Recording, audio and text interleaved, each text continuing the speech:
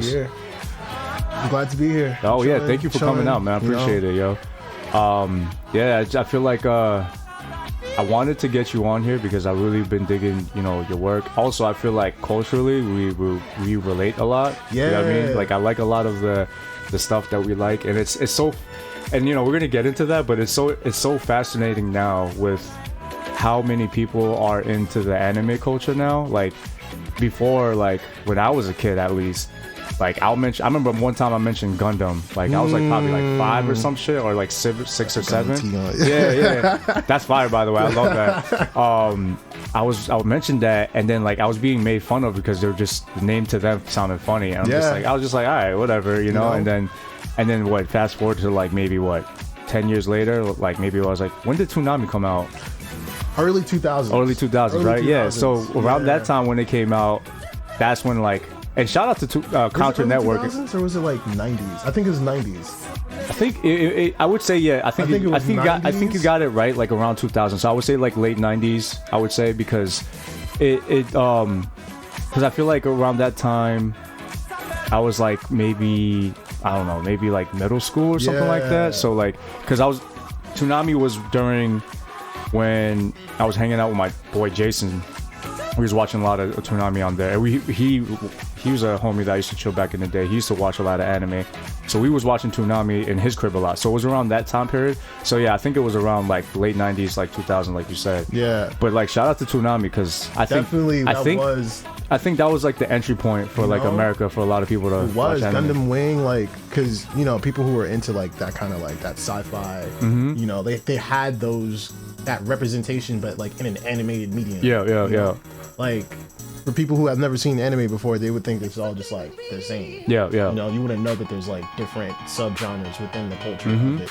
The same way how like there's different types of books, or different types of comics, or different types of movies. Yeah, it's the same shit. Shoot back a little bit so the mic. Oh, my fault. Yeah, you're good. I'd be like, first time on the podcast. Yeah. You got it. There's people that happens all the time though. It's hard, and honestly, the way it's set up, it's hard to catch the because like that's what I'm saying. Like when people look at me, they tend to turn. So it's kind of difficult. But human interactions are like, yo, can you hear me? Let me move forward. It's Toonami definitely was like a catalyst for like introducing TV in general. Like, because if you think about it, like that's what a lot of kids grew up on, like the TV generation. Like cable. That was us. Yeah. Like, I don't want to say it was like a replacement for like parenting, but like most of your time was spent. Oh yeah, hell yeah. Watching TV, like. So that was the thing that you were interested in, and there was different channels for everything. So like, maybe some kid was into fashion, he was watching mad fashion. Me, I was on X-Play, I was on fucking Spike TV, I was watching Cartoon Network, Nickelodeon, like, and I was like, yo, that's fire. Like, I wasn't watching sports like that. Yeah, me neither. I was watching How It's Made. I was watching Gundam. I was watching like Saint Seiya. Like, I'd see that shit, I'd be like, whoa.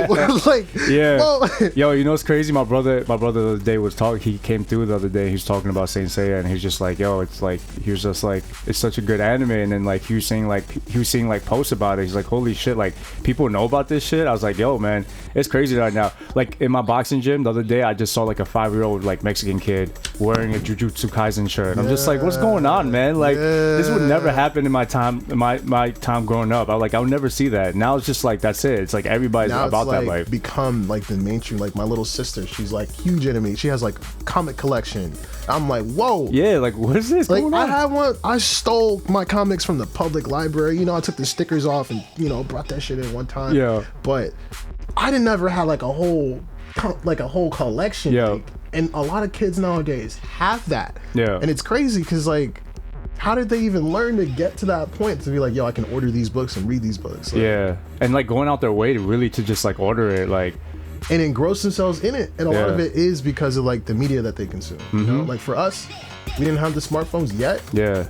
But like what we were watching was that, and we wanted to continue to experience that makes total sense. I feel like it's because of the accessibility on the smartphones. They're getting exposed by like memes and stuff like that. Like you'll see like a meme and it has like an anime in it. It's like, who is that? What is that? Like, where's that from? Yeah. I remember Game of Thrones memes, like early 2000s. I was like, what the hell is this? It's a funny meme. Never seen it until like maybe 4 years later, where I was like, oh shit, this is actually pretty fire. And then went to shit. But like, like you kind of like, you get introduced to something, maybe not necessarily through watching it, but from knowing about it. Yeah.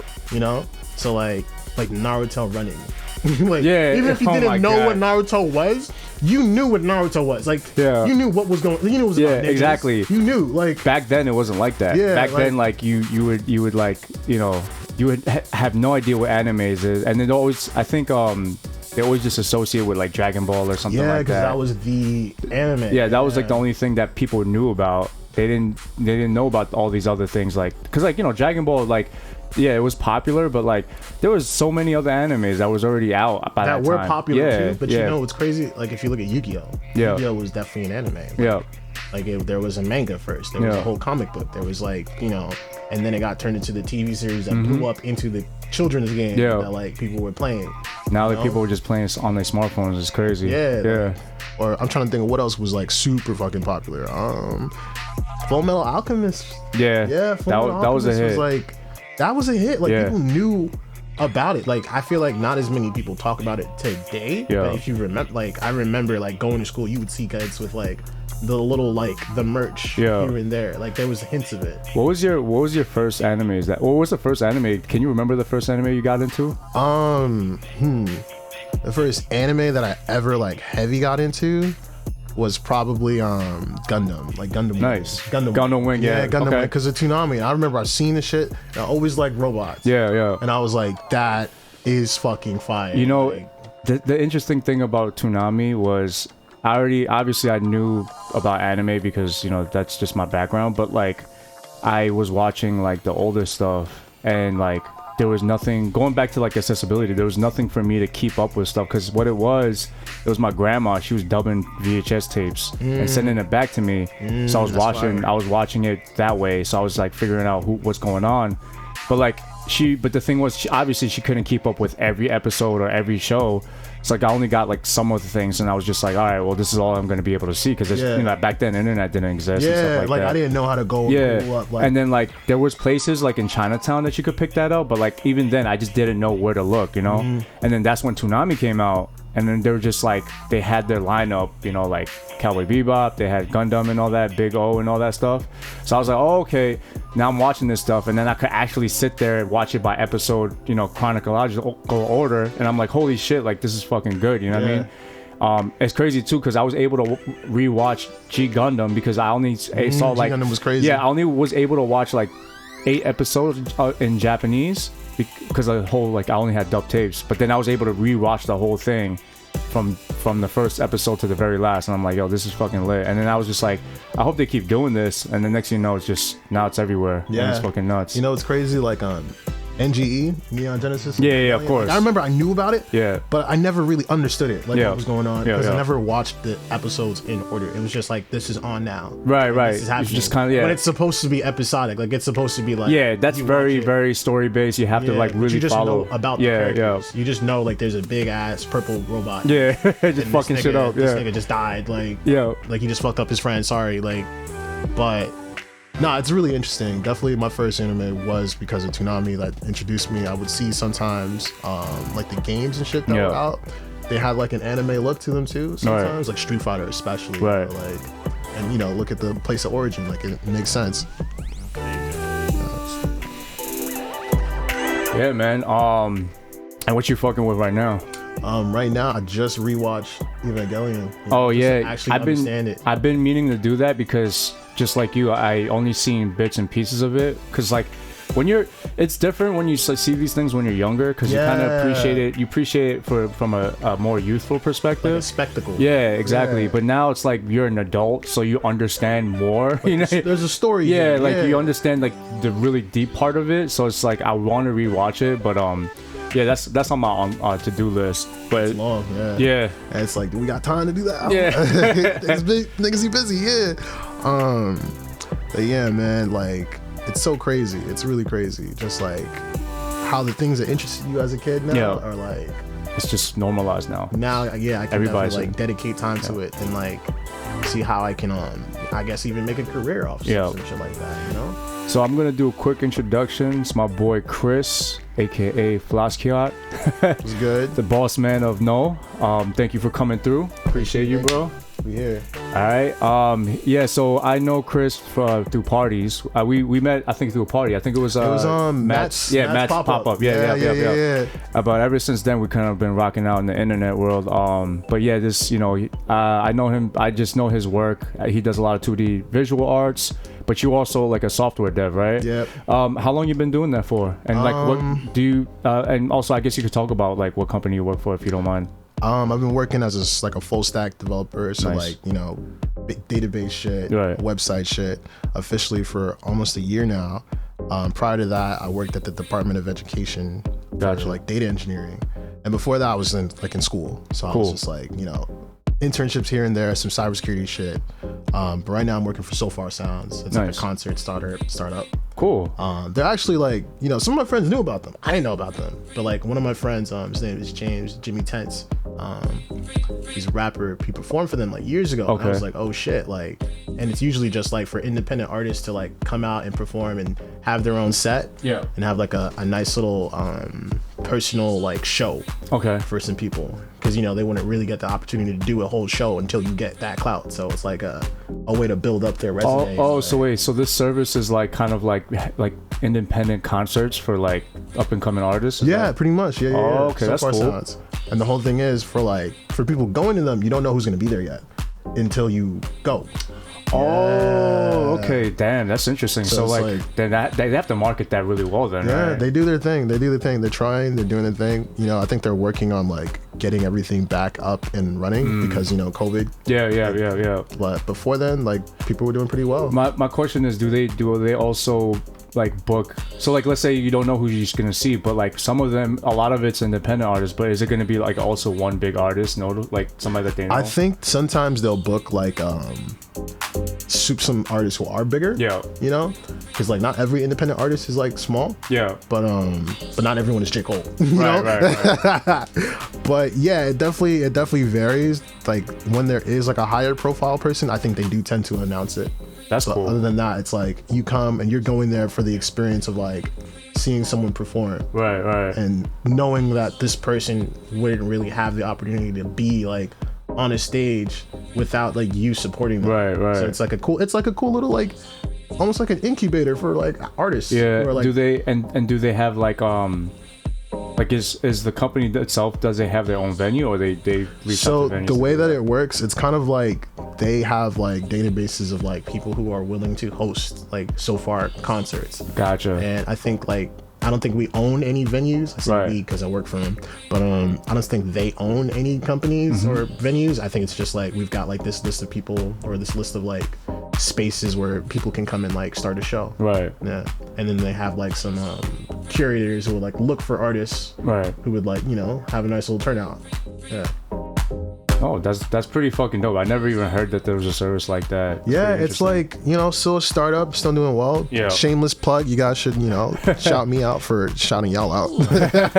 How are they called again? So Far Sounds. So Far Sounds. So Far Sounds. Shout out to So Far Sounds. So definitely, if you're an artist and you looking to perform, you looking to like, you know, build your audience in your area, like definitely check it out. You know who to hit up. Yeah. They got a whole web portal for it and everything. That's a crazy. Cool idea. Yeah, that's crazy. I mean, I think you'll be able to have, you know, a good amount of artists, you know, lineups if you put it out there hard enough. Yep. But how's being a software dev full stack and everything? How's that for you? It was a change. It was just shift. Like I remember, like, you know, internships, like definitely working for like those high end like Fortune 500 companies. Whoa. Like I worked for Aon. Back in the day, I did like their cybersecurity like team. I was making some tools for them. Nice. Some email parsing shit, some codename Kids Next Door. Like I did whenever I would make like a program, I'd call it like what is it, like an anagram? Okay. Right. Like, or is it an acronym? Maybe it's acronym. I'm pretty sure. Who knows? I'm not an English teacher. It's all good. But like it was like the computer hosted Outlook for Mac parser or Chomp. Right. Yeah, I was just having fun with it, but it wasn't for me. But this is like, it's more chill. It's remote. Cool. The work is hard, but like it's been a good experience to like be there. I've been there for, like I said, almost a year now, so clearly I like it. I mean, tech is where it's at. Tech is where it's at. Yo, check it out. Yo, go to school. You know, get your degree or do your boot camp and like network and make your projects, and you'll eventually like find your spot. Right. And use LinkedIn, because that's how I got my job. Like that's just crazy. They just randomly hit you up. Yo, they slid in my DMs. They were like, "Yo, we seen your experience at the Department of Education. Would you like to work for us?" And I was like, let's get it. Yeah, like let's get it. And I've been working there ever since. Like word. So how's that like as a entrepreneur with like, you know, selling clothes? Because Kris also has a clothing brand. Right there. Tertiary, you know. Yeah. So I do like, I'm like a freelance animator, designer, you know, all the other titles you want to think of. Well, I want to get into the animated part in a bit. I want to know, I want to get into your clothing brand. So like how do you juggle with that, with like work, having a full-time job, and then also, you know, designing and, you know, shipping out products and stuff like that? How do I do it? I don't know. But like, in all seriousness though, like it's tough, but like I kind of just try to allocate my time. So like when it comes to designing clothes, or when it comes to like making clothes, I try to think like, what would I want to buy? Because I'm a stingy nigga. Like I don't want to spend my money on just anything. Well, of course, so, right? You know, but most people who are in like the streetwear community are like that. Yeah. Like, there's got to be like, either like someone else is gonna want this, or this has to be so fire that like, I don't want to miss. Right. And I'm definitely like this has to be so far I don't want to miss it. So like, if I have a concept, I'll definitely like do some peer reviews. Like I'll hit up my friends who are like pretty much, I don't want to say they're my target audience, but they represent like the people who I'd want shopping. Right. So I'll be like, all right, I just did this artwork. Like, I wonder if this is like, would this be cool to sell on a shirt? Like I remember when I did this graphic, I had actually done an MF Doom gif of myself. Like with my hand in the water. Nice. And I took the assets from it, and I was like, what if I did a Gundam t-shirt? Right. And I was like, I like the logo. Let me just do a back graphic, because I haven't done a back graphic yet. And that's just how like my thought process goes. It's like, all right, what haven't I done yet? Right. And because I do know like the biggest thing about having a brand and having like a clothing brand, people like diversity. Like, you can't just sell them the same thing with the same logo in different colors and then expect them to like fuck with it.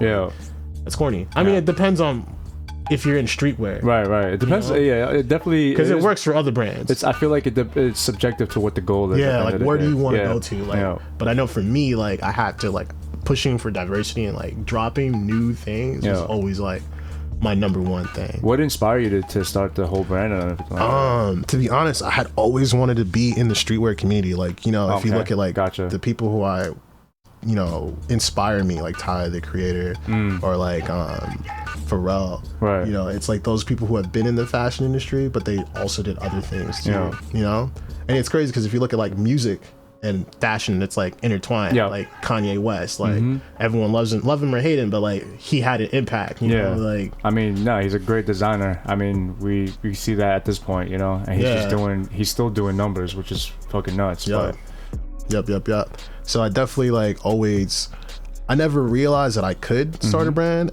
So that wasn't like a goal 10 years ago or anything, but I did know it was like in the back of my mind. Like, what if I was like on Karma Loop? Like if I was the one selling my shit on that website, you know, on Jack Threads, like, yo, this is mad dope. Like, you know, I'm bringing it back. When you said Karma Loop, I'm like, fuck, man. I used to be on that shit like crazy, man. That was, you could get some drip for cheap. Like the Stussy, they had the 10 Deep, they had like all that shit. They had everything. Yeah. It was just like it's like every known independent brand. Because like I feel like around that time when I was on it, that was when streetwear was like getting like to the point where, you know, like everybody started making their own streetwear brands and started coming up, you know what I mean? Like the hundreds, like everyone wanted to be Supreme. And Supreme, it was just like the hundreds. And then like this was like kind of like the rebel against like your normal brands or whatever. But now it's just like streetwear is part like of it. Booming again. It's crazy. I totally forgot about how things were back then. Like it's so because it's like so normalized now, right? Because you have like, the brands that people were going crazy over. And then it's like, all right, that shit sold out. Where can I get some cool shit that like, you know, is also streetwear, but isn't Supreme and isn't a knockoff? So you know what? you found stuff like Jack Threads, Loop, whatever website they were on. Motherfuckers like hundreds and Crooks and Castles and all that shit. Crooks and Castles, Nah. But like back in the day, I was like on Facebook groups. I was part of this one called like Luxury and Fashion. Shouts out to you if you know what that is. But there was actually a lot of like heads in there, like Lucas Sabbath. I don't know. I'm pretty sure I murdered his fucking last name, but it's French. I don't speak French. Fuck it. Whatever. But yeah, like there were a lot of people who were active in that community, and I'd see it and I'd be like, "Yo, that's so cool." You know, and I didn't know how to like go about starting my own thing. So I was just like, I want to be around that. Like that is cool. Gotcha. You know, like I had always been interested in art. I'd always been interested in fashion. Right. I didn't like how regular, like I didn't like the whole idea of like having to be a business casual nigga. The idea of a button up maybe shutter. So I was just like, how can I like get into this on my own? And I remember I had like a senior project, like last year college, you know, it's all before we all went virtual. I remember it was like, yo, make a website, but it has to be like for a reason.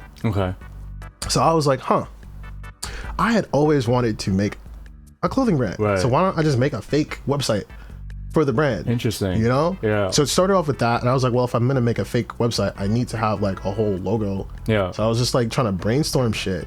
And I remember I was at work at the Department of Education. I was fixing some tickets. And I was like, I had like downloaded like a code editor to like work on some homework.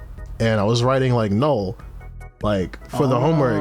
And then like my mouse cursor was like right underneath it. And I was like, yo, wait, like that looks kind of cool. Like, I was like, like, is this it? Because before then, I was struggling with the name. Because, you know, the name of a brand is so important.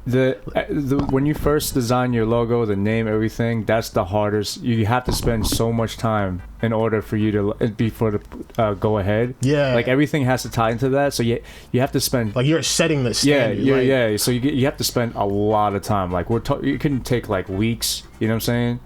Like, I remember... there was this one guy. I had like worked at his pop-up. Like he was like a little bit younger, so he needed some help with like getting licks and whatever. It was for Ineffable. His name's Zach. And that shit was fire. Yo, shouts out to Zach, and he's doing great right now too. And I was like, damn, like he has a brand. Why can't I have one too? Like, but you know, busy with school and shit. And I remember, like, I didn't want to sound like another Supreme. I didn't want to sound like another edgy brand or whatever.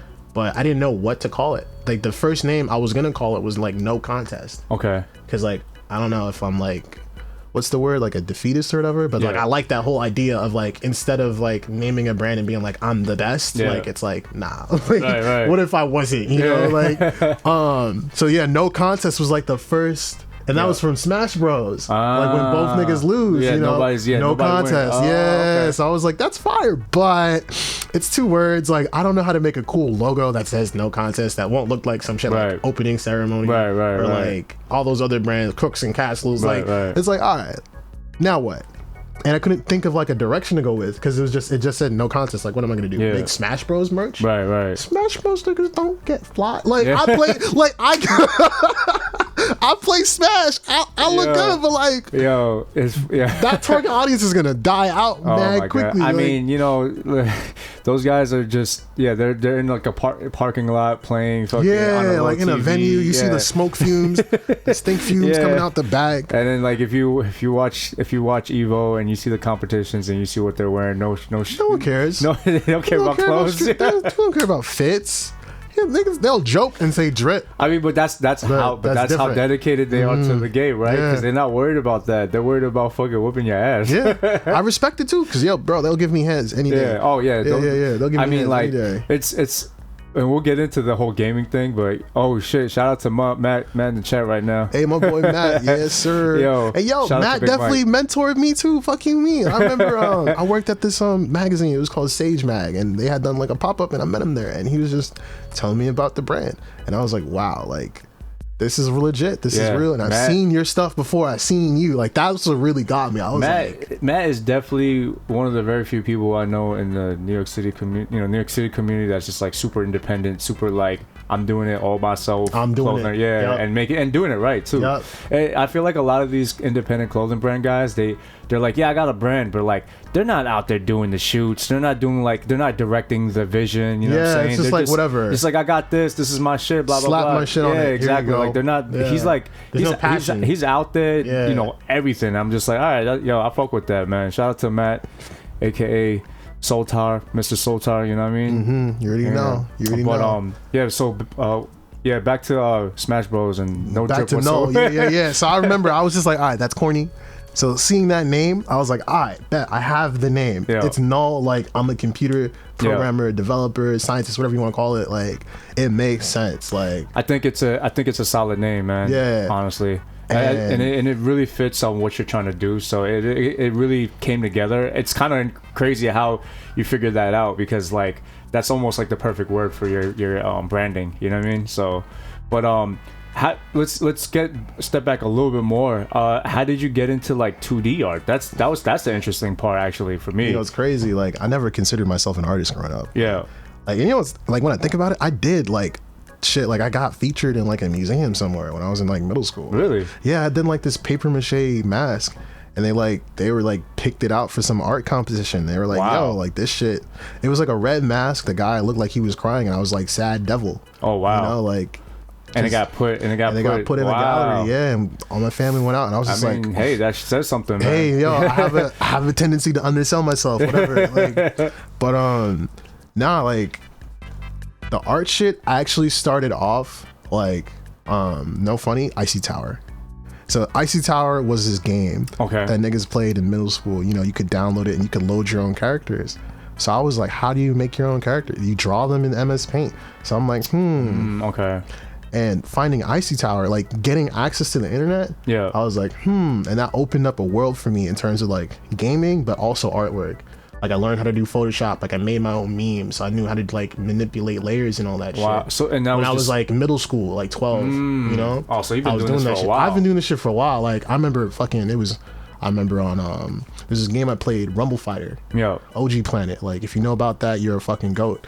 But why does that sound familiar? You probably heard of it. It's like a fighting game. They would have like different fighting styles. It was like a 3D game you would play. They would sell this shit called like a Sacred Scroll. Okay. And it had like different fighting styles represented in that game. And I remember when I was like 13, I was like in the forums like, yo, I want to make my own Sacred Scroll. Okay. Like, so I grabbed like sprites from, I'm probably skipping something. I grabbed sprites from Street Fighter, Third Strike. Yeah. And I was like, Dudley's mad cool. Yeah. We should make a fighting style based off of Dudley. So what I would do is like, I'd copy paste the GIFs together into the forum post and be like, this is how you should make this fighting style. Yeah. A year later, like the moderators of the game, they contacted me. They're like, yo, we sent your idea over to Korea, and they were like, we love it. And what? They made the shit. Yeah, when I was like 13, 14, I was fucking hype. You know, like it's like, yes, bro, I was so hype. But yeah, I'd always been doing the art shit. Like I'd reskin like game assets and shit. There was this fighting game thing. So this is how I got into games, because like I didn't have like all the consoles, but I did have a computer. I had my mom's laptop. Gotcha. So I had this shit called Mugen. Yeah, you know, like, so I would like download the characters, download the sprite sheets, download the sets, the music, all that, and load that up. And I was like, yo, this is fire. Like, this is so cool. So wait. Before I ask you this real quick, so Mugen is like an operating system where you could play basically Street Fighter games, but your own custom characters into it. So somehow they figured out a way to like, you could input like characters or whatever. I guess it's based on code. You could probably so basically the way it worked, it's so it was like a script, and the script was like text based, so it would be like put your character here and then rename this text file to say like you want to import these characters. It'll load in the logic from the character folder. That's crazy. Yeah, it was like each character was their own self-contained game within the game. That's nuts. So you could like have its own system. So you'll see like fucking characters like Super God Akuma. Yeah, then you got Shane Akuma, bro. Ooh. And then you see like Homer Simpson in the same fighting game. It was crazy. It was weird. It was crazy, but it was like, it was the first thing I feel like I think it's because like with Smash Brothers and stuff like that, when those things were coming out, they just wanted a thing where like, and then like Marvel vs. Capcom, they just Super wanted, Smash yeah, Flash. so they just wanted like this modded game where they could just put anybody in it. Yep. And you ever actually real quick, you ever heard of Salty Bets on Twitch? Yeah, and I seen they use Mugen. I was like, yo, like that's my childhood. Like that's crazy. So that's and they're like that whole concept is pretty cool. But basically, they have a streaming channel where they bet these sprites to fight each other and see who wins. But anyway, yeah, going back to your thing. So yeah, back to the art roots. That's where I like started drawing shit. I didn't really start doing like my trademark style, which is like pixel art, until I got to college. And I went to NYU. Fuck that school, by the way. Like I dropped out, but I worked at the game center, and I would see like a lot of different what's the word?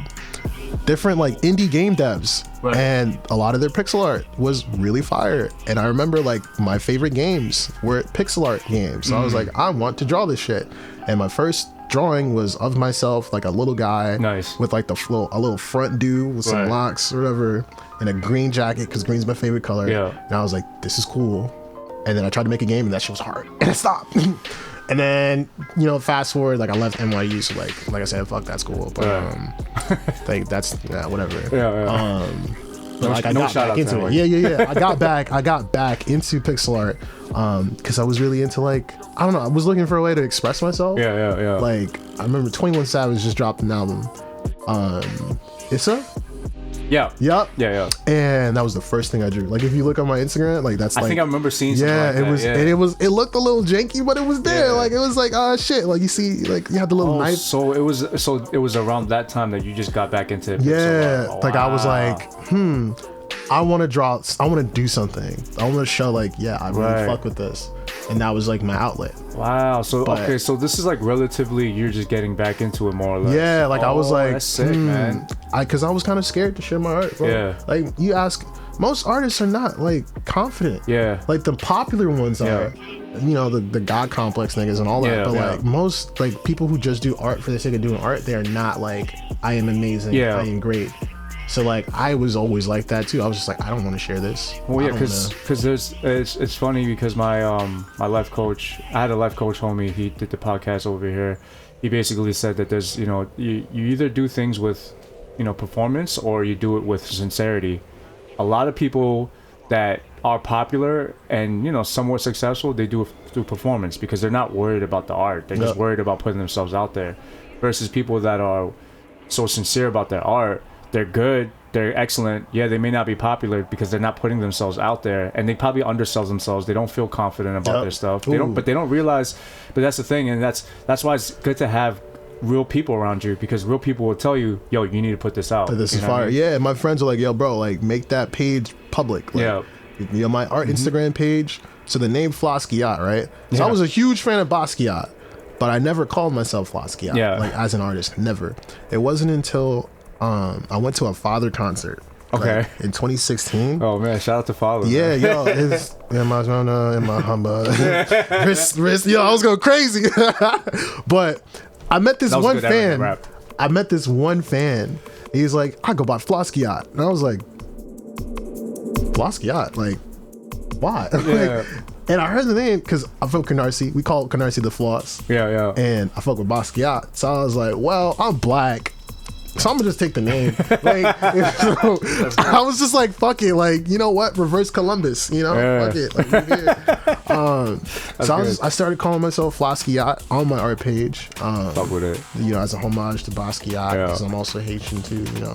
So it was just like, yeah, that's the OG, whatever. Never met him, but that was like, he's a New York artist who like commented and wanted to be like known for his art. Oh man, that's another guy that, you know, he was just doing his thing and he just got discovered. Yeah, it wasn't like, and this guy was just like some regular, you know, he was in the cities. Yeah, he was in the city doing his shit, and like, then just somebody just like, oh shit, your stuff is good, and then bang, next thing you know, like a, you know, artist, pop culture icon. You know what I'm saying? He was popular, but you know what? He wasn't making bread. Yeah. You know, it wasn't until after he died that he was making bread, which is crazy when you think about it. Like his estate is now making money, but he was popular, but he wasn't like, he wasn't making the bread. He was not given like the resources. Yeah, and that's probably why he passed. If you think about it, like, not to get too dark, but you know, it's just like, Yeah, I mean, it's when you're and then when you're on a level like that of an artist, it's pretty hard mentally as well. So yeah, we're not gonna get too deep into that part. not too yet. I mean, shout out to mental health. Yeah, you have to protect that. But yeah, I mean, but yeah, so that's pretty fascinating. So you started out doing it just because you wanted to like mess with the movie and stuff and all that stuff. But pretty then, much. And then you're just like, you know what, fuck it, I'm gonna get back express into myself. Yeah, I feel like, you know, and that's the thing about, I feel like I used to deal with that same issue. I felt like I was a very creative person naturally, but like I had no outlet. Yeah. And that's why I ended up doing DJing, because yes, I am playing other people's music, but I can do it in a way that I'm putting it together in a certain way. Like you're curating. Yeah, exactly. So like that was like my way of like expressing myself. So that's pretty cool. I mean, yo, like you don't find too many 2D artists. I think 2D art, especially 2D pixel art, is such a lost art. Yeah, but there's no. Yeah, it's such a like they're thankfully for like independent games and shit like that. Like independent game makers, they're still sticking to that stuff, and there's a lot of stuff on Switch you could find that are really great. But like. And we're gonna start showing some of the stuff. Like we're gonna start putting up our favorite fucking 2D pixel art on the stream. But like, there are just some fucking games that's just like, yo, how the fuck do they even do that? Like, like how much work is going behind it? I've seen some of the stuff that you've been retweeting. I'm like, holy shit! Like these motherfuckers are going in right now. Like they're going 18, 19. Yo, I'm like, whoa. Yeah, like what the fuck? Yeah. But I think you should definitely keep building up on it. It's definitely not too many people are doing it. And like again, it's a art that's not appreciative. I think it should stay in the culture, especially like because like, you know, gaming at this point is like it's almost mainstream now. It definitely is. It's pretty much mainstream. They got it on sports channels. Yeah. I mean, it's pretty much mainstream at this point. So like, and then like if we're gonna talk about gaming and you know anything gaming, that's like the mecca. You know what I'm saying? You gotta always respect where the foundation came from, and like that right there, I think you know, guys like you are keeping that kind of stuff alive. I feel like it's super important. So I really I'm really excited to see how far you take this stuff. Keep pushing for that. But yeah, let's talk about some stuff that inspired you. Like what games? Matter of fact, let's pull up some videos and shit like that. What games that you were favorite about too? Definitely because of Mugen had introduced it to me because I didn't have an arcade cabinet. Let's just fucking show yo, Mugen, bro. Yo, Pots. Yo, look at Pots. Pots. This guy. This developer, I remember I'd be on the forum. This dude would make like the broken characters that you see today. Right, so like, oh, hold on a second. My bad. I didn't even know the volume was on. Like all them supers, fire. Like he would take like the sprite sheets from the games and then like program them in a way that would play how people wanted it to play. Yeah. Crazy shit. Like I'm pretty sure he was the guy who made the Shin Akuma, like the Devil Akuma, all that. Yeah. Like he started like that wave where it was like a little bit more. You good. Yeah, they got the King of Fighters characters and stuff like that. King of Fighters, first of all, the crazy. Art is crazy. Like crazy. For what they're doing, like the limitations that they had, and they're able to like showcase someone. I can't imagine how many frames they're putting up for that, because it's like even that right there is just like fucking nuts. Yeah, like, the technical limitations that they have, like how they worked around it was crazy. Like I remember what did they do you know any idea what they used to like what program animate? Yeah. So I don't know the exact program. I think it's like some in-house shit. Like I've seen some pictures where it's like, you know, like animation studios, like how the old animation studios of like the days, they would have like their own in-house setup, like Pixar or like Disney Studios would have like their cell shaded shit. Or if you've ever seen like a video of someone animating Akira and it's like they had their own setup. Yeah. So Capcom specifically, I know they have their own setup, and it's like this weird stylus thing that they had to like drop the blocks in onto like artwork. Wait, you said a stylus? Yeah, so they had like a tablet before tablets were like it was like a drawing thing. Oh, yeah. wow. So it was like this really janky tablet that they'd use to like place the pixels on. Yeah. A lot of their art, like it was drawn first, like it was like the character models were drawn like by hand first, and then they had a pixel artist like go in and say like, okay, break it down to the simplest bit. Oh, right. How can we like make it look good? That's fire right there. That was fire. The homie with the stick, his supers are crazy, man. OD, yo. But like Street Fighter Alpha, I remember I seen the art book for it, and it's like you see like how it went from like a drawing to like pixelated. Right. Like they pretty much said, okay, how can we translate this best? Right. So basically, they bring the artists in, they draw the concepts out, and then they're like, okay, and they bring the art pixelated. Yeah. Damn, yo, that's fucking like nuts. Pixelated by hand, like drop. Oh, like, look at your boy, fucking Jotaro. You see it? Yeah, yo, Fight for the Future, bro. Yo, that shit was crazy. Oh, let's put that up. Yo, man. Fight for the Future, JoJo. Nah. They don't know about it. Yo, bro, this was insane. This game, yeah, it's ahead of its time. I'm not gonna lie. This was nuts, and it was crazy. You know what bugged me out? Like, they like, it's like I feel like the David Productions like looked up this game and we're just probably like, because like you notice how like their voices are kind of similar to like what their voices are now. Like, who the fuck decided that? You know what I'm saying? Like it's like putting something in motion. Yeah. Like having an inspiration for it, it's hard, bro. Like translating something from like a still image to like motion is the hardest thing you can do. And I'm saying that because I'm an animator. Yeah. But like, yeah, like it's a skill, and then doing it in a pixelated like there's no reference. Yeah. Like you have to make that for yourself. Like no one else drew this, so you now have to draw it and like with these blocks. And for people that don't understand pixelated art, it's basically you're drawing things with a square. Yeah, you're basically drawing things at a square, and you're drawing them so much. It's like you ever see like those picture collages where they put a whole bunch of pictures and then it creates like a face. Yeah, that's exactly what you're doing, but you're doing with colors. And then with tiny blocks. So all those shades, all those things are just millions of like thousands and millions of little pixelated squares, and they just create a piece of art. Even those big face, like when Dio just did the super right there, that's all pixelated. It's fucking nuts. Like, yep. And the crazy thing is, like, even the modern video game, the first video game, Pong, like moving pixels. 3D games are just like pixels with another depth to it. Oh my god. So it's just like there's a lot of like overhead that's being skipped now. Back in the days when you had to run, like you didn't have gigs of memory. You had like you had like a little tiny penny, and you had to fit a whole game on the shit. So like, how do you do that? So like the artists had to work around that, and they're like, I can only use 16 colors at a time. So how can I do that? Right. You know, how can I make a whole experience with 16 colors?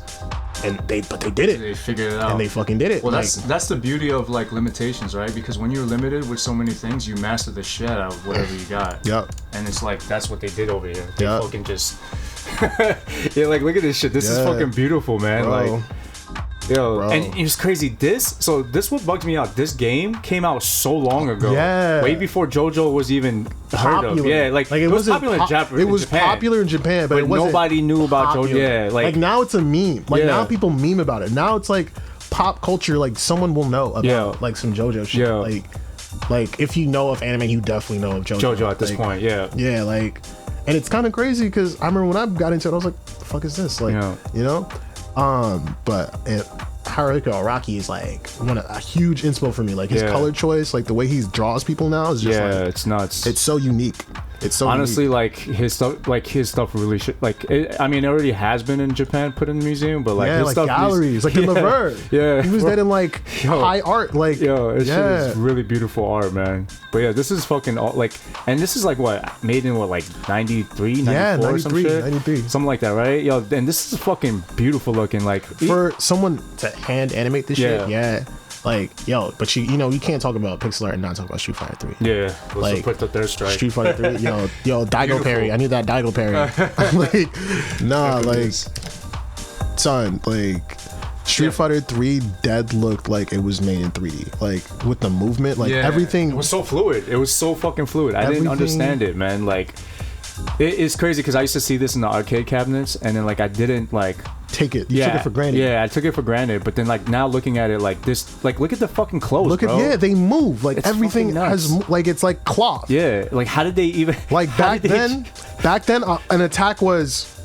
Like you didn't see all the movement. You just saw fists. Just punch. Yeah, exactly. Now it's like you punch and his hair moves back. His belt moves this way. His look, yo. This is the craziest moment right here. People don't understand. Like if people don't know about game or Street Fighter, like what he did right there, he had to press forward on every attack and he had to time it, and he timed it perfectly. It's already hard to pull off. It's hard to pull off just one parry. He did a whole fucking super. That's fucking, and then everybody was going nuts right here. 37 hits. Yo, you have to press forward on your stick against it half a second, in about a third of a second, 37 times. Jesus fucking Christ. And then do some next. And then you have to time it. Like, you have to have perfect timing. Yeah. Yeah, I forgot about it. Let's put Third Strike. Man, it's just different. Man, it's definitely different. But Third Strike, even Third Strike. If you look at the fucking like when they do the Hadouken and stuff like that, you see like the clothes like everything reacts. Yo, it's so everything crazy. Has an action and a reaction. Yeah. Like there's like anticipation. There's like look at the juggle, bro. Yeah. Like look, like the hit sparks. Yeah, I love the stages. I love that you mentioned the hit sparks. I love shit like that. Because like no one really thinks about it. Like when you play a game, that's not what you're really paying attention to. Yeah, you're paying attention to actual game, like fighting and stuff like that. When you are playing that game, like I feel like I could like do a whole like talk on game design. Yeah. But, like, Third Strikes, like animations, down to like when you first load up in the game, and you're greeted by like this New York City like boom bap shit, and he's like, "All right, now let's start it up." Like, and you're like, "Whoa!" Like, what? And you see these niggas get ready to fight, and it's perfect. I'm weak that synced up so quickly. But, yo, like. Everything just works so well. It sounds the sound design was crazy. Yeah, they had drum and bass on the instrument. Oh yeah, the soundtrack is crazy. Like, I'll actually hold on, keep talking. Nah, like you really can't beat this game. Like, I nerd out for this game every single time. This game like defined like what I was into. I hate you. Yo, look at this. Look at it. Look, nah. I saw. Look at the back of that right there. Bro, I saw that. You should go if you ever get into record collecting. There's a website this called. This is all the OSTs. It's Third Strike. It's just Third Strike. Actually, it has the other Street Fighter, but it's mostly Third Strike. I know Second Impact. I think Gil's theme was one of the only good ones. Yeah, I mean, that's the thing about like some of the older fighting games, like that's why this one was like back to back. Every track was so fucking fire. But like the older fighting games, even with like Alpha, like them chip tunes, they were good. But like it was kind of like one of them were good, and the other ones were like, it was like kind of But Third Strike, like people like Pink Panthers, bro. Imagine if Pink Panthers made like fighting game music. Like that's what this game sounds like. You know, and every character had a good theme. Like. Or Marvel vs. Capcom 2. Let's talk about it. But, yo, like, bro. Well, real quick, I want to mention too. What I really loved about this game is that every time you finish a round and you get to the second one and you get to the final one, they had a transition on it. Yep. And that's what was fucking ill. So they had a different version of every shit would speed up, remix, like on some Mario shit. Yeah, it's fucking nuts, man. This is literally like the magnus opus of like Capcom right here. Yeah, no, like this is like a masterpiece. What they've built up to, because they don't do it anymore. Look at the fucking like electricity and all that shit. There's so much attention to detail for like a game, and it sucks because the game didn't sell well. Yeah. So like, business wise, they had no reason to ever go this hard ever. Yeah, I was really wondering why, like, and I feel like this was like the last 2D game, right? This was one of the Street Fighter. This is the last 2D Street Fighter game. That's crazy. Like where they use just pixels. Yeah, because after this was 4. Around this time when this game dropped, EX dropped too. Yeah. And that was all 3D. Yeah. Because they were like, yo, Tekken is selling well. Yeah. So like, why aren't we selling well? Tell you why, because you need to talk. But yeah, like they definitely like transition out of this. And Capcom is like famous for like their pixels. Like, I mean, there's other games that are like niche, like Power Stone. Yeah. But, like if you think of that, their most popular titles. I mean, now it's Resident Evil. Yeah. But back then, it was Street Fighter. It was Mega Man. I'll take that. Bro, you got it. Yeah. Street Fighter and Mega Man were like home staples. Like people know about Mega Man. They don't play Mega Man anymore because like Capcom sucks. But like, yo, like those were the titans. Like for me growing up, Mega Man was like my introduction to games. Like that was my shit. Yeah, I feel like Mega Man was like the easy entry level because of something was so interesting about like this little robot jumping around shooting it. Shit. Yeah. And you know what? The game was hard. Yeah, the game was fucking actually hard. Like oh man, forget about it. If you're talking about the Nintendo one, forget about it. Like, I mean, I probably could knock it out now because like I've been playing video games all my life. Yeah. But when I was a kid, I was just like, yo, I don't even want to play this shit anymore. I was replaying it the other day. I was replaying it the other day, and it's just like, bro, you just blow up every time. This shit is broken. You touch the little spike, that's it. You blow up. You gotta make this jumper. That's it. Like start the whole level over. And the fucking jumping mechanic was just like so wonky. Like, oh my god. Like, oh man. Yeah. But it's but like as much as Capcom, you know, changed and like they're shifting their focus on different titles. Like right now, their number one seller is actually Monster Hunter now. Monster Hunter is like super big right now, which that's another game. You know, I'm not gonna nerd out on because that's we're not talking about 3D. We're talking about 2D, but Capcom definitely set the staple for like a lot of fucking, you know, genres of games and stuff like that. Like they made great platformers. They made good like 2D shooters, airplane shooters. And then they got the fighting games, and then like that shit was just phenomenal. This game right here is just so beautifully made. I mean, I can't like even now, like what was it, probably like 15 years later or whatever it's been made, people still play it. People still play it. Still, like, people on the competitive. Evo still has a spot for it. It's just fucking nuts, man. It's honestly, and the characters are fucking fire, man. OD, come on, man. The diversity in terms of like, you know, it's not just like 15 blonde dudes. You know, cough, Street Fighter 5, cough. Like, you know, like. Yeah, man. And the color palettes that you had, it's just different. It's just built different, literally. Let's get a little bit more modern. Oh yeah, MGC. It's crazy how like now Marvel vs. Capcom, like Infinite sucked. Yeah, I mean that's we're not gonna get into it. Yeah. But yeah, no, they dropped the ball. Dropped the ball. Capcom dropped the ball big time in terms of fighting games, marketing, and all that. Yeah, and the art style wasn't there. Like, my god, like look at that shit. Wait, what is this? Oh, this is like a compilation. I'm crying. But yeah, I remember like doing my laundry, and I'm why is it that it's always that why is that every laundry spot had fucking Marvel arcade cab, bro? And Marvel versus Cap all the time. Yeah, bro. It was Marvel vs. Capcom 2. It was what else did they have there? They had like a driving game, and then like I'm trying to think. Cruising USA. They had Metal Slug. Yeah, Metal Slug was crazy. And we're gonna pull that up in the review too. Like, that game is another level, man. So I remember just like I didn't have a console yet, so I'm just like, damn, I really want to play this, but this thing is mad fucking hard. Like, but I really want. It looks so cool. Like niggas, you see the super, you see the portrait show up on the screen. Yeah, it's like level 2 maximum. Yeah. And then you know which ones I think in terms of art style, I believe it was X-Men versus Capcom. Yeah, that's where those were fucking so fire. Yeah. I think that was my favorite era when it came to like the art style and shit like that. Like obviously Marvel vs. Cap has that, but like that was when it was in its most rawest form, I feel like. Yeah. But this is all, I mean, in reality, this is all just sprites from those games anyway. They took like a compilation of all their games, and they were like, fuck it, just throw them in. Literally, it was just like, put a 3D like, we made an X-Men game. Like, pitch it to Marvel to let us, because back then Marvel wasn't making bread. Like, right. How do fucking I don't even know how this even happened, bro. Like, it was like, how did they both get involved? Like, let's make a fighting game. Capcom was commissioned by Marvel to make arcade games for their Marvel entities.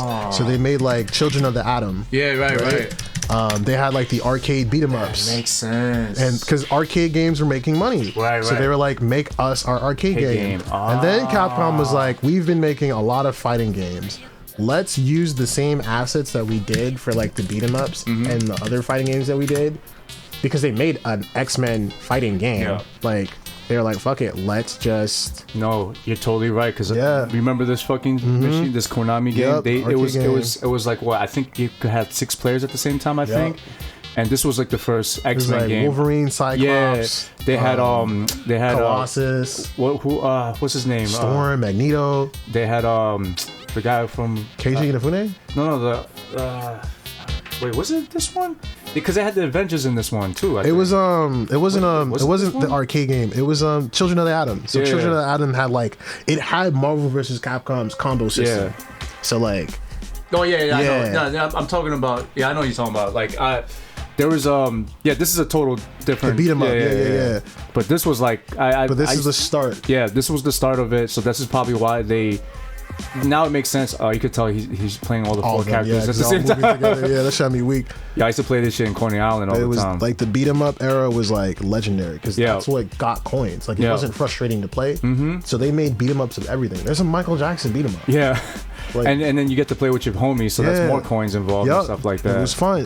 So it was just like naturally progressed towards like, let's make Street Fighter 2 did really well. Yeah. And then it was like, you know what? Let's just make fighting games. Let's just keep making fighting games.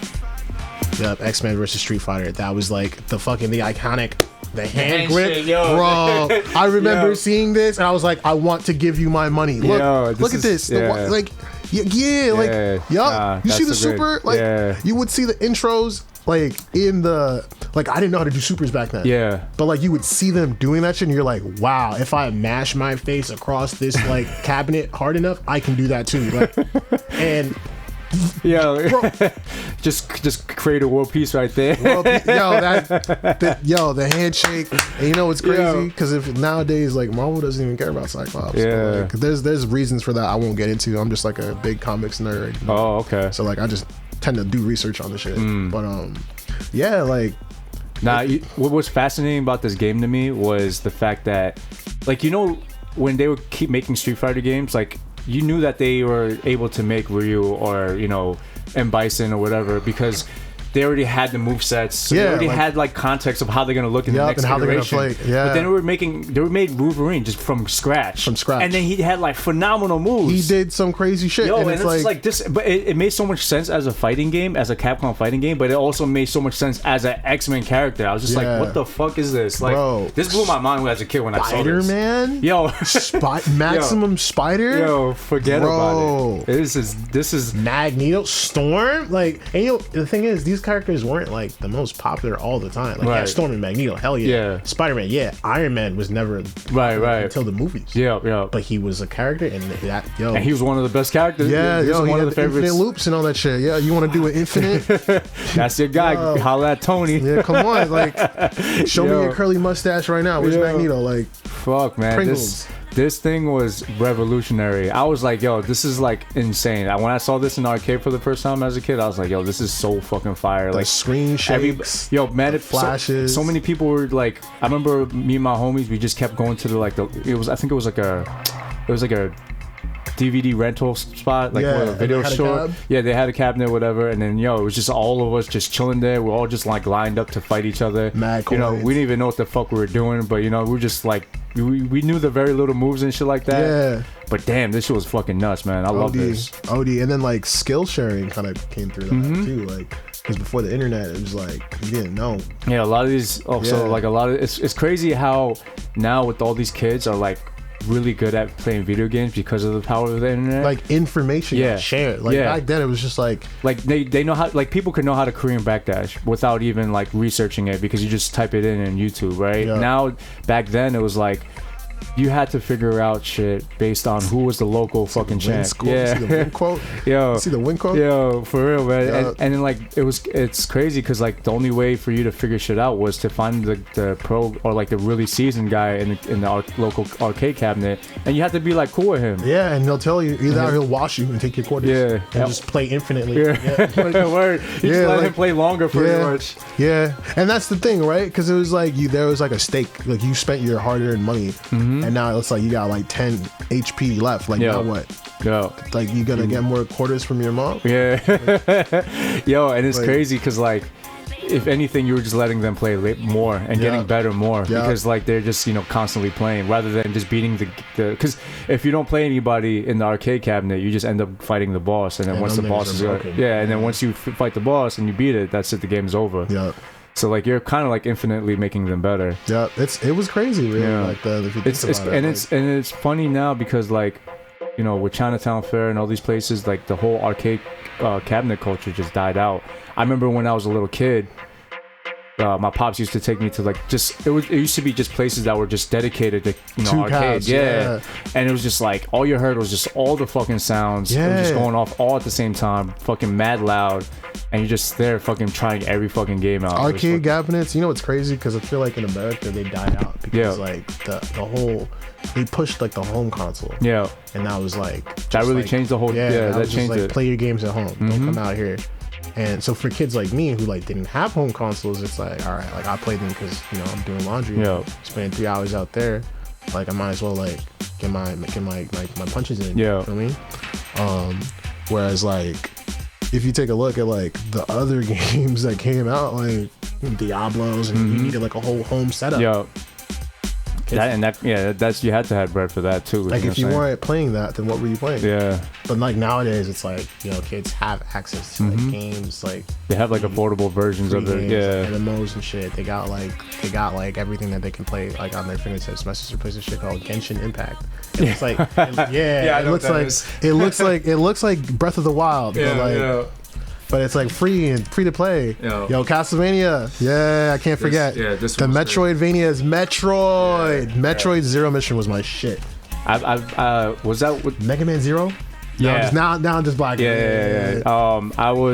I think the last Metroid that I played was Fusion. Fusion was the last one I played. I just bought Dread. I'm not spoiling shit. Okay. All right, cool. Because I just bought that. I was like, yo, I'm already enjoying it thoroughly. Like, I was like, kind of like, another Metroid game. Like, I played it so many times. I played, these platform games, but like, the controls, the feel of Metroid gets it right. So smooth, man. Like so Fusion, smooth. I don't know if you remember Fusion, but like Fusion was scary. Yeah, Fusion was scary. It was just 2D pixels, but there the way they like zoomed up to like the fake one. I was just like, holy stuck with shit. Me. Yeah, I was like, what the hell is that? And the fact that the motherfucker was like chasing you and like super overpowered, fucking you up. It's you. Yeah, it's you, but strong. Like literally, I'm you, but stronger. Yeah, like the meme. Like that shit was so fucking good. Like, how do you, man? Yeah, this I tell people all day.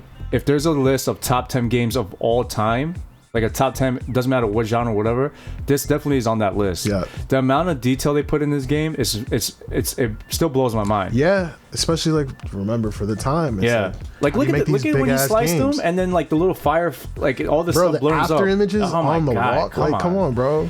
Like, how do you make a game look that cool? Yeah, and it's just pixels, like, bro. It don't even look like you can't even tell. Like, if you didn't know any better, you just think that's just like animated. You know what I'm saying? Like, it's not even pixels. You know what I'm saying? Like, it's fucking nuts. Like, it's really easy to disconnect from that. That like someone had to go in and was like, they're all just boxes. You just zoom in really close. It's just all boxes. When you're playing, you're not realizing it. Yeah, it's fucking nuts. This was one of my favorite games. And then like when I found out. So it's the crazy thing about this game is like I didn't know when I beat the game. I thought I beat the game. I was just like, yeah, exactly. I thought I beat it. I was just okay. I was like, okay, I guess the game was good. Yeah, no. And then I'm just like sitting around one day and I'm just looking at my items. I'm just like, yo, this is something. Like I looked at the items. I'm like, and this is before internet. Yeah, so I really had to figure it out. I really had to figure. I remember I put this onto my boy and I told him try to figure it out. But I knew he went to the YouTube because he figured it out way too fast. I was like, you definitely looking at the YouTube, bro. But back then, I was playing this and I'm playing it, and it took me like maybe, I don't know, I was just fucking around. Like maybe months later, I just looked at some items and I'm just like, yo, I noticed these 2 items, and I went to the area and I was just like, holy shit. Then you go to fucking, you have to do the castle all over again backwards. I'm like, yeah, like upside down. Right? Like what? Like, yo, that's so you thought crazy. You beat the game, but nah, the game was like, actually, bro. And there's like modern games that kind of do that, where like I think it's like Undertale, where it's like you gotta like you play the game, but there's way more shit than you would have ever thought. But whereas, like, I just feel like because you know what it was, they were able to take advantage. Well, they weren't taking advantage because they didn't know how the internet was going to be like, but because of people didn't know anything, like you're not able to figure shit out without the community. Yeah, like you had to really figure it out, and that's what like really made this game really unique. You know what I mean? Because like nowadays, like if something had a secret, you could just look it up, type it up, just go into Google search, you'll find out what the secret is. But like because of the limitations back then, you could have played this game without realizing that wasn't the complete of the whole game. Yeah, like that. You would have never known. The only other game that did that really well lately was remember PT with Didn't it get like taken down? It's officially taken down because of the whole Konami thing, which that was interesting because it was everybody in the community had to figure it out. They were on like Reddit posts and they were just like, yo, I tried this out, this works and that, and then you find out it's fucking Silent Hill, whatever. Actually, side news too, they were talking about so Konami just released news that they're actually reaching out. They're allowing their titles to be developed by third parties now. No, because before they were like being they're doing fucking trash right now. Yeah. So that means there's rumors that they might let Kojima do Metal Gear again, but I don't quote me on that. Did you like Death Stranding, by the way? I love Death Stranding. I didn't play it because I don't have a PlayStation. I think it gets a lot of flack. And honestly, there's a lot of stuff to that. I feel like I'll say it, like if I feel like a lot of especially American gaming journalism just pile on. It's just a lot of circle jerking. Like if it's anything Japanese titled, they don't give it no credit. But if it's like Halo, it's like, oh, it's instant 10. Yeah. Like get the fuck out of here, bro. Like Halo's a great game. Halo's a great game. Don't get me the wrong impression. But like, bro, to give it a 10 every time, and then you got guys that are like, they'll play, you know, Death Stranding, and they'll complain about the most minuscule thing. And they'll have say the whole like walking simulator, but like, bro, I'm telling you right now, Kojima figured out a way. They'll say, oh yeah, it's a fucking walking simulator, but you know what? He made a fucking fun walking simulator. It's a game. Yeah, it's like it's fucking fun. I mean, they literally have farming simulators. Yeah, exactly. So like, what the fuck is like you knew what you were buying. Yeah, exactly. Like you can't expect like Metal Gear Slug, Metal Gear Solid, like out of it. Like. But you know the funny thing about Konami, I mean not Konami, Hideo Kojima and like Metal Gear, people don't realize Metal Gear was not about action at all. It was about stealth. Yeah, it's about stealth. It wasn't until MGS4 where it was like I can do whatever I want. Yeah, like yo, freaking it wasn't Modern Warfare. Yeah, he you know that there's an interview that he revealed that he was having back when he was making Nintendo like Metal Gear 1, he was already having problems with Konami because they were trying to make, I think they were trying to like compete with Contra or something like that. Yeah, so it's like, yo, make Contra. Yeah, so they were just basically like, we need an action game. He actually tried to pitch not fighting at all, like no shooting, no killing.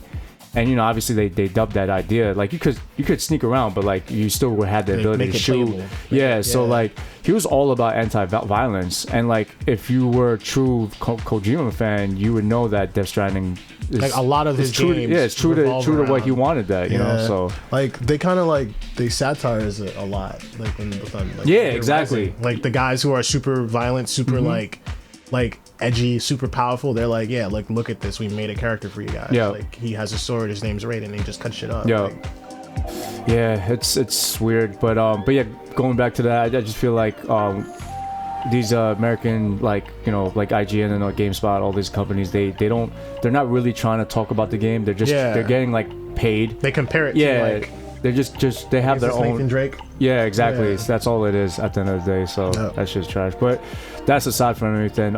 Any other games that inspired you, like as far as 2D and stuff like that? Pull up? Trying to think. I know it was Metroid, but we already talked about that. I'm gonna pull up this. Which Metroid that you The first one I ever had was Zero Mission, which was apparently came out after Fusion. Yeah. Which was like, I was mad confused because I thought it was a prequel. But yeah, it is a prequel. But Fusion was crazy though. And if you played Zero Mission, you could play Super Metroid on Zero Mission. Oh yeah, like, that's after you beat the game. Yeah, it was like, whoa, like. Yo, and like, you know what I like about Mega Man Zero. Yeah. Oh yeah. We'll pull that up. Yeah. You know, and I really like. You know what? I really like the Game Boy Advance era of 2D. Yeah, I think it was really underrated. Man. When I played Fusion, I was like, yo, this is like exactly what I would expect as modern 2D art. And I was just like, yo, this is like so fucking good. Like for the time, yeah. Hold on, I just want to see. Like the movement. Oh yeah, this is. Oh wait, so this is basically. It's a recreation of Super Metroid. Yeah. Oh, I see. So it's like an HD remake for Game Boy. Oh, I didn't. Yeah, because when you said, I wasn't too sure what Zero was and stuff like that. Yeah, it was. So Zero Mission is just a retelling of her first mission, which is like a remake of Super Metroid. This soundtrack was good too. Yo, I'm singing it. Yo, the chorus. How did they make a chorus in chiptune? Gregorian chants. But yeah, Mega Man Zero, bro. So like, this is before I played the X series actually. So I was like mad confused, but I played it. And I was like, this game is fire, but it was hard. This was the hardest game I've ever played. This game is literally like Massachusetts. Like, yo, it's like Dark Souls. It's like Dark Souls, and Mega Man had I died 50 times, like playing level 1. Yeah, I mean, bro, like, damn, I actually remember this. Like, it is not an easy game. Like, there's tutorial levels, and then there's this shit. Like, it's just like, bro, I remember this game, like, actually. Dodge roll, or die. Like, he's going to kill you in 3 hits, and this is the the tutorial boss. Like, and you're gonna restart. Right. You're gonna restart. Like, and if that's all pixelated art too. Like, with the text. Oh my god, man, that's crazy. They had the whole, and this is all on a Game Boy Advance, like little handheld, little purple device. Like, this is all fucking. How they do that? It's definitely like, I feel like, and you know, you kind of think about like, you wish like it would go a little bit more like they kept going further, right? Like imagine like if Capcom kept making Street Fighter games like 2D pixelated 2D art, and like how fucking nuts it would look by now. I feel like they would look nuts, but like, you know, just like as companies tend to get bigger, they're just trying to think like, how can we make money? Yeah, exactly. Because at the end of the day, people are going to be like, "Oh, I need 3D games." You know, like 3D art. And that's why you see a lot of independent people now making their own games with pixel art because it's cheaper. Yeah. Versus like making a 3D asset and like having to have a supercomputer to run the shit. That's funny because I feel like so that is cheaper, but like, as far as like the length of work, do you feel like making pixelated is easier, or do you feel like 3D assets are easier? I can't talk for 3D art. Yeah.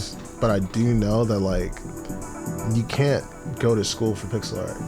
Wow. Yeah. Like you gotta everyone who does pixel art is self-taught. Jesus. Like there's no class. You can take classes. I mean, you can watch some YouTube videos, but then like usually you just end up copying the YouTuber that you like learn how to draw from. And then from there you just build up on what you know. But like there's like it's a 3D animation is like a widely taught like skill. Like yeah, exactly. There's big schools for that. But and the other thing is like it's more legitimized too. Like people get paid a lot more money for doing 3D. Oh yeah, because then you got like movie industry and everything like that. Yeah, Pixar, Disney, DreamWorks, all that shit. So like it's just more expensive to go after someone for 3D art usually.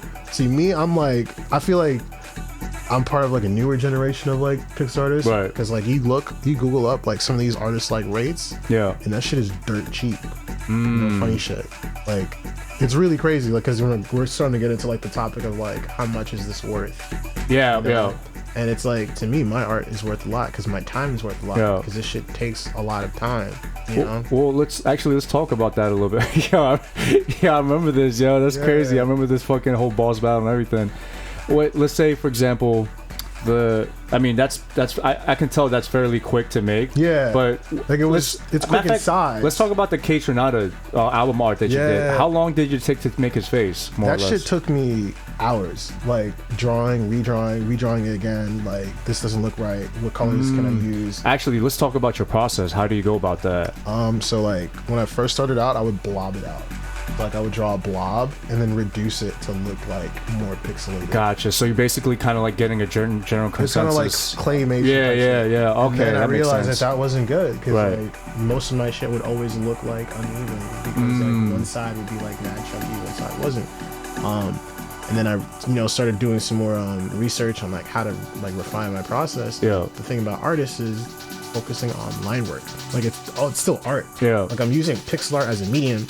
So I needed to work on my like skills as an artist. Yeah. So like I remember I took a printmaking class. Nice. In college. That's when I learned how to like plan out my drawings. Right. And like there's like a certain like form. There's a certain like decision path that you have to make when you're drawing shit to like actually. Mega Man 8 was crazy. Yo, bro, the first one you get the ball, you're kicking niggas. This what bugged me out because I actually gotta get some songs from the sound because I feel like this soundtrack was good too. It was good. But this is the first PlayStation Mega Man game. I believe. The anniversary collection. Yo, get out of here, man.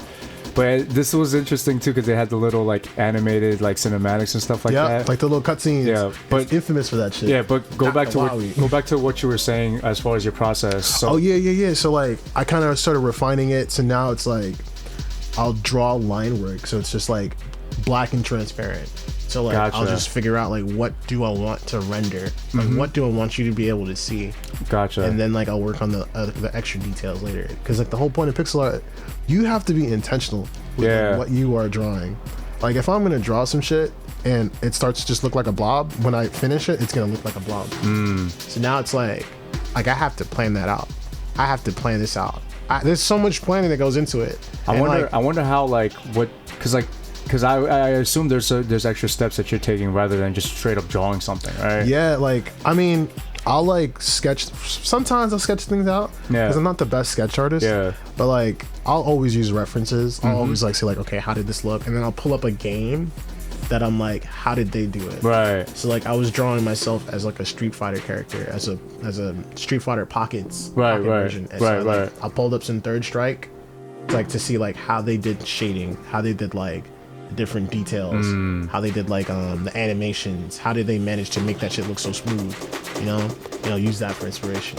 And it's kind of similar with like other artists, like they see like what they want to draw their shit like, and they see like what kind of style do I want to replicate, you know, because they always like, how do you make your style like this? And that's what it is. You find like what you like, and then you see like, how can I do this but with my own like personal twist on it. It's crazy how like there's no like set methods. It's just like straight people are just doing things on the fly and stuff like that. So it's like, even if it doesn't take me like OD long to fix something, that's the thing too, like sometimes art isn't about like how fast or how long it takes, because sometimes we tend to charge based on like hours. But with art, it's like, am I gonna like charge you for like the 5 years that I've been like making art? Exactly. Like, and it's like, it's also you also got to think about like what kind of service aside from just the art. Like I'm getting it on time. Like you know, the economics of it. I'm delivering what you wanted. You know what I'm saying? Like did my own custom spin on it. Like, there's a lot of and that's the hard part, being an artist and being like also your own magic. Art is always like, that's when things get tricky. There's a book that I'll send you the title of the book, actually, on my floor in the living room, but it's a negotiation book. But it's like, it talks about like how, you know, you have to it gives you like tips and like tricks and how to like, you know, speak to like how to frame stuff and stuff like that. But it really just talks about empathy and understanding like why that person like is charging, like, or that, like, and also why the person doesn't want to pay that and much. Who you're charging. Like, you know, it's interesting, right? So like, I've done like album art covers, I've done like animations and visualizers, but I've also done like commissions for corporations, for like Giphy and shit.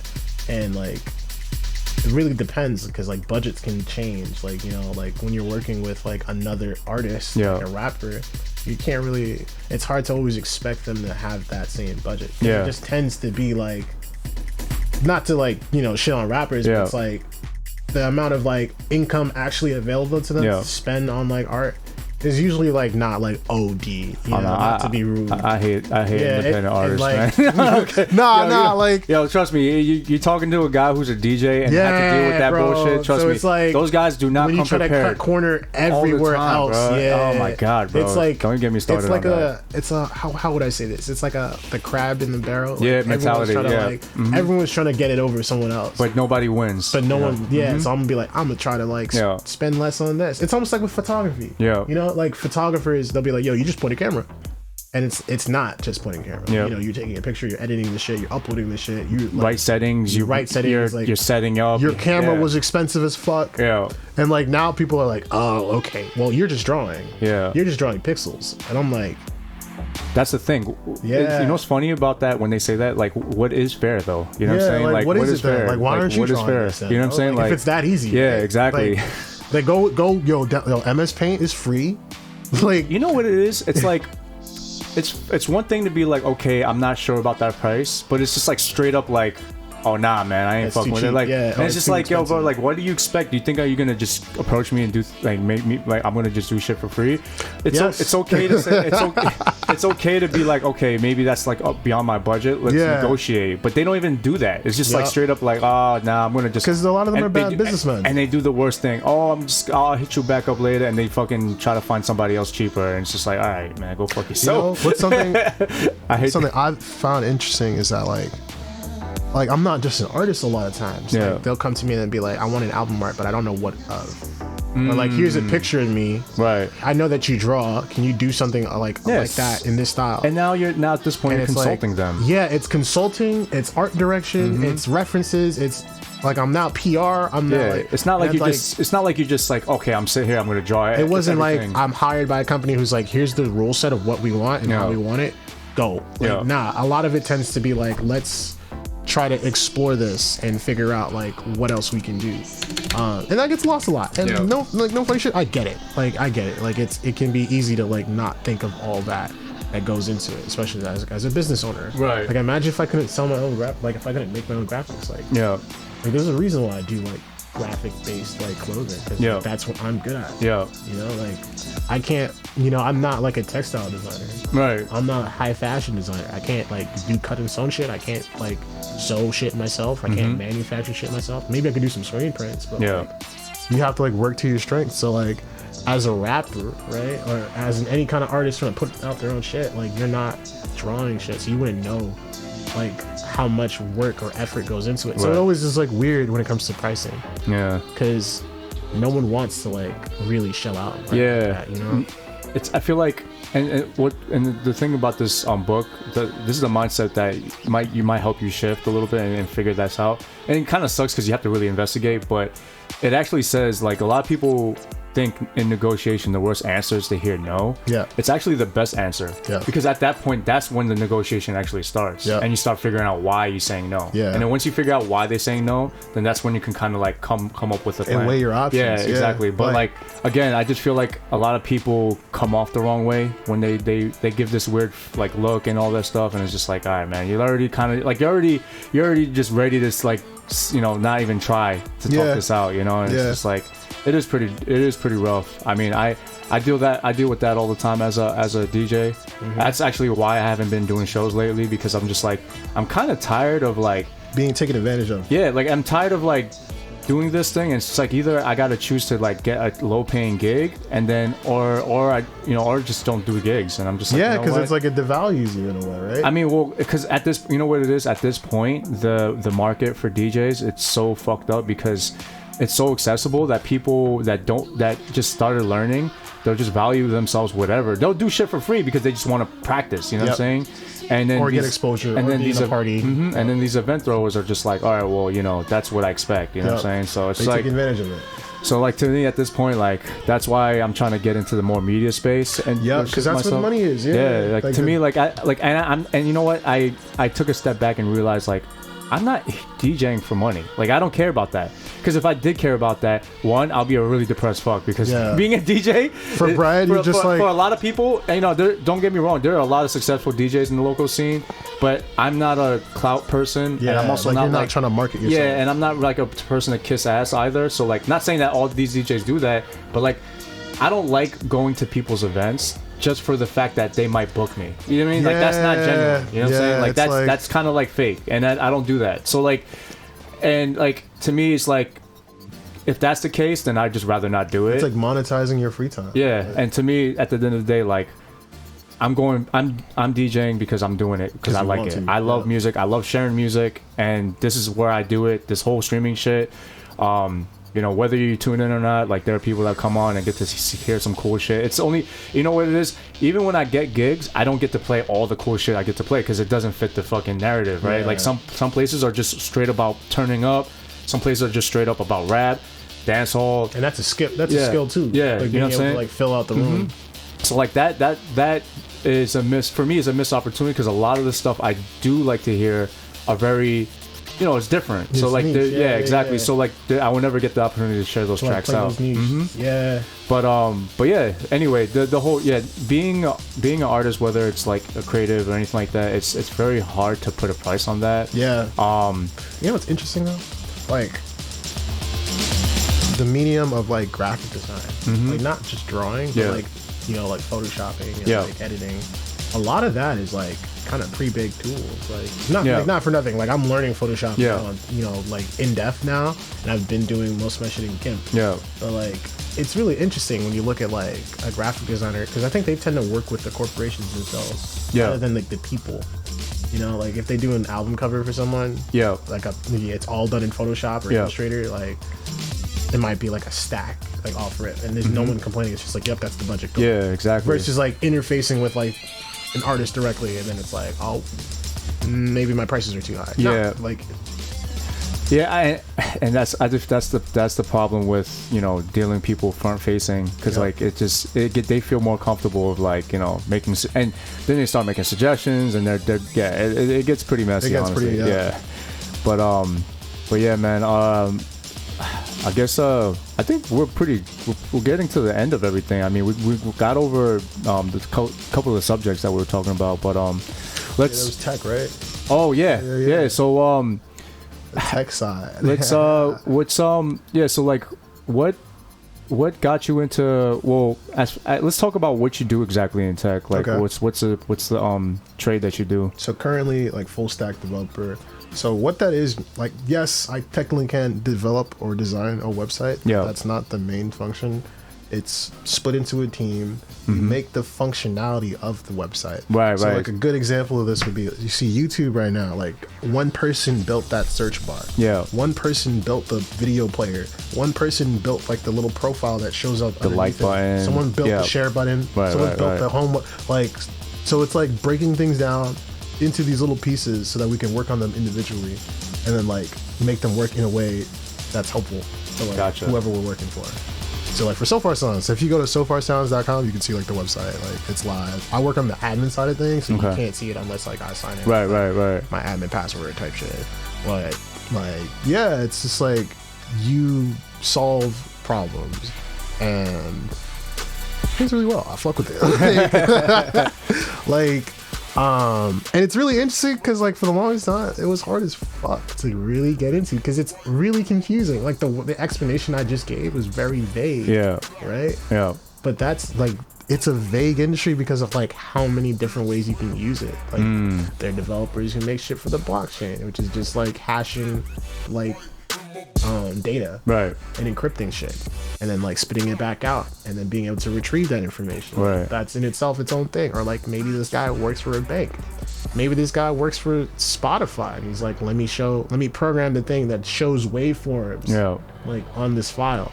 Or SoundCloud, like let people upload files. Like someone has to figure out how to get the mechanics of that to work. So that's usually what my job is. And in this context, it's for like concerts. Right. So like planning concerts, like book a venue, like sending out like emails after the show. Like that's all the shit that I work on. Do you feel like at some point you're going to combine you as a software developer and like with your clothing brand and stuff like that? Like, so actually I am working on something right now. Okay. So I'm making like a little game. Nice. For my next pop-up shop. Yeah. That's so, sick. Like, interactive. Like an interactive experience. Yeah. So like, spoiler alert. Yeah, like it's like, because it's kind of hard to make a video game. Like it's not simple. You got to think about, you got to make the assets. I'm gonna plug you. You got to meet my boy Kris Gifts every day. He's actually all into that stuff as well. He's really big into Smash and stuff like that. Fire. He's also a graphic designer and stuff like that. He does like motion design, but like he might be a guy that you might want to work with because he loves that shit, and he's been talking the longest time. He wants to make like animated games. So yeah, you might want to. I'll see if you could get you plugged in and stuff like that. Actually, he's actually one of the guys that I'm gonna be working with the stuff that we were talking about before. The projects. You're probably you're gonna hear from him. So say less. Yeah. No, that's fire. That's dead fire. But I feel like, all right, so let's talk about like what you need to do and make a game. Okay, bet. So let's get into it, right? Yeah. So like we're watching Ghosts and Goblins, right? Yeah. So very first fucking thing, there has to be assets. So someone has to go in and make all the things you see. Yeah. So from the UI to the player counter to like that little item that's showing up to the the enemies, that all needs to be drawn. Yeah. Then they need to animate it. Then they need to make something that says, when this happens, play this animation sequence. Okay. So now it's like so that's in itself its own thing. Something that's saying like, yes, play this animation at this time. Now you have to add physics. So the computer is saying like, okay, when you press this button on the computer or the machine that you're playing on, right, do this, you play this animation and you make this thing go X pixels high. So that's when all the oh my god, that's so like, and that's all for one jump. Yeah, that's so now crazy. Okay, so let's say hitting someone, right? Yeah. You press a button and it says, okay, create another sprite that's playing its own animation that says once this crosses a certain threshold that has the same space as another enemy character, render like a hit effect or like make them take damage. How do you make them take damage? I guess you have to store every character with its own set of HP and all. So like you have to have mad systems in place just for a game that you're gonna sell for $2.99. Right. Like and like. Yeah, I mean, that's crazy. Yeah, that's like crazy. You don't think about it, but like that's what's happening. Like, and okay, how do you render something on the screen? Like, how do you make something move on the screen? Okay. The screen refreshes in real time. Wow. So it's like, you know, like the refresh rate, that's what's happening. So it's the screen saying every second change the graphic that you're looking at. Yeah, that's how it works. Crazy. So basically, that's how it works. So basically, pressing the refresh. So it's just like yo, my fault. Like just that's so like insane. And at the same time, it's like calculate this logic, calculate this logic, calculate this every time. So now I understand what it means by refresh rate. Yep. Because so now it's like if you see my mouse counter, like you see how like it looks. Oh, that's 60 frames per second. So every frame, it said check this whole list of rules that we have. Fuck. And then update it. So update everything and make sure nothing broke. Like, Jesus. Right. And that's where so like the software. And that's how happening you, every frame, every second of the game. Even before you start the game, the title screen, bro. Like that's insane. Someone had to program that. Yeah. Like, so it's just like you break it down to the smallest, minuscule thing you can think of. Damn. And now imagine crazy shit is. All I described was moving and hitting things. Yeah. What about the enemies? Yeah. Like, how do you give them like realistic movement? Mm-hmm. How do you make them like act on their own and not just walk forward? Right. That's why the older games they would just walk left and right. Right. But now new games, it's like the niggas will get scared of you and run. Right. Like you start beating up one guy and then they're just like, oh, I'm out. You have to program that. So there's like, and it's checking every second, saying like, yo, is this person in combat with someone else? Like. Choose from this tree of logic to like go down, and that shit is math. Yo, that shit is like that's where calculus ends up, ladies and gentlemen. Like that's where it comes from. That's where it gets you. Right. Yeah, so like, that's where you really need to use like, it. Oh, no wonder fucking. Like you said, yo, why do I need to find x squared plus y squared is equal to z squared? That's a curve. Oh. That's how you throw a ball, my boy. Like, oh my god, bro, that's insane. Oh, you know, physics. Yeah, you know, it's and it makes more sense now because there's a friend I know that does like visual art, but it's all coded. Yeah. So it's like, but it's like all handling code. that. Yeah. But so that's how it works. That's insane. Yeah, that's how it works. Yup. Like a lot of like After Effects, they use like tangents to like make motion. So what happens on the computer side is like it's saying, okay, render this in this position after calculating it every second. You know, I'm sorry to interrupt, but this gotta feel so rewarding when you get it done, though. Yeah, right? Like, there's no way you're putting that much work and then you see that one action, like, and it's just a move, right? It's just one punch. Yeah, that's it was crazy. all that work to get a punch, God. and then you gotta program the nigga getting hit by it. You know, like. It gets crazy. Yeah, I'm so mind blown because I knew that a lot of this stuff was really hard work, but now just getting the actual context like of the it, mechanics of it. Yeah, that's nuts, bro. Like you think like it's like. I didn't think it was that complicated. I thought it would just be more like, you know, straightforward drag and drop type shit. or just like there's some like code and then that's it. But like you're literally developing code for every possible. Like imagine, so let's say a jump attack. Yeah. So you got physics, jumping. You gotta press the button to make them move. Right. You gotta say like, what can you do when you've jumped? Yeah. So that's its own thing. Right. You can move this way. Can you move back when you jump? Yeah. Can you fall? What do you hit? Yeah. You have to code the hitbox. The collisions. And then if you get hit, which direction you're gonna go? What happens when you get hit? Do you continue to take damage? Do you like? That's crazy.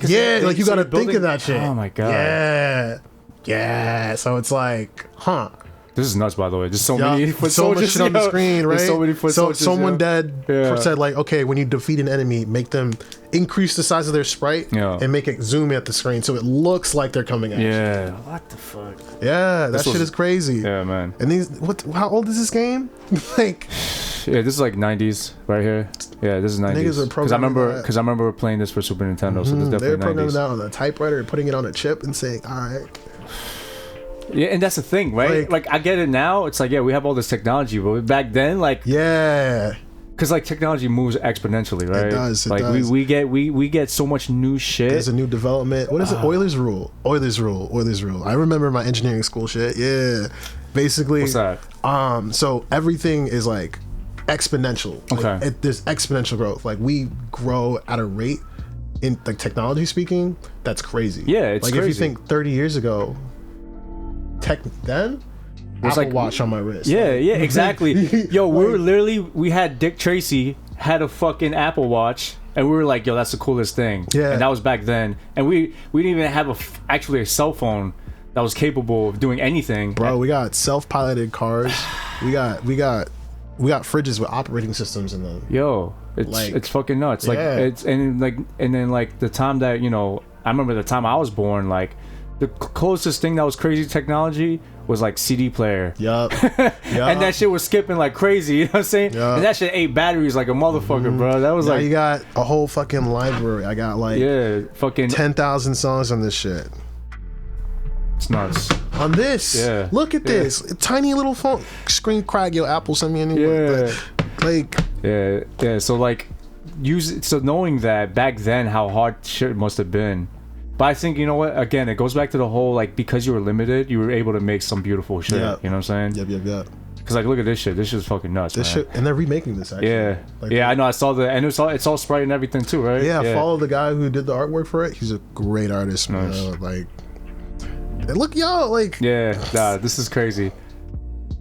It's... Konami actually, and I gotta say this, Konami was one of the best companies when it came to arcade cabinets. They had so many crazy games. Yeah, but the thing is, the issue with Konami, right, was like they made great games, but they didn't know why they were selling so well. Yeah. So like, if you look now, like, oh yeah, they're doing terrible now. They make pachinko. Yeah.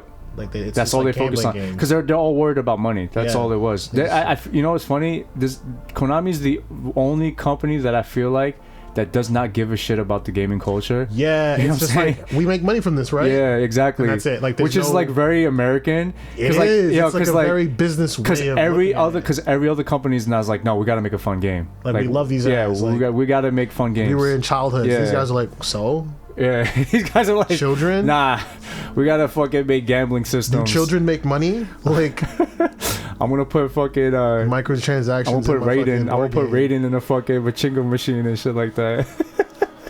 Yeah, man. Crazy, shit's crazy though. But yeah, man. Yeah, we can start wrapping it up, man. Crazy, but that's engineering. Yeah, that shit.